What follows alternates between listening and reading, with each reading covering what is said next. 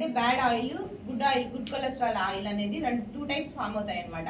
అంటే మనం మరిగించిన నూనెలోనే తరచుగా మరిగిస్తూ ఉండడం వల్ల ఏమవుతుందంటే బ్యాడ్ కొలెస్ట్రాల్ ఉన్న ఆయిల్ ఫామ్ అవుతుంది అనమాట. సో మనము 1-2 సార్లు కంటే ఎక్కువ సార్లు మరిగించిన ఆయిల్ ఆహార పదార్థాలు చేయుటకు వాడకూడదు అనమాట. ఇది మీకు అందరికి ఏమవుతుందిలే అని కాదనమాట. మాకు కూడా జాయిన్ అవ్వడం వల్ల ఇవన్నీ విషయాలు తెలుస్తున్నాయి అనమాట. మాకు ఇవన్నీ ఏం లే అని అనుకోకుండా ఈ ప్రోగ్రామ్ వల్ల మీరు బెనిఫిట్ అవ్వాలనేసి మా యొక్క ముఖ్య ఉద్దేశం. మీరు బెనిఫిట్ అయ్యి మీ నాలెడ్జ్ని ఉన్నదానికంటే ఇంకాస్త పెంచుకోవాలన్నమాట. మన జీవనాధారం ఇంకా షాపే కదా. సో దాన్ని బెటర్గా, అంటే పక్కన వాళ్ళకంటే నేను బెటర్గా ఉంటే నాకు ప్రయారిటీ ఇస్తారు జనాలు. వాళ్ళకి 10 రూపాయలు జరిగితే నాకు 20 రూపీస్ జరుగుతుంది.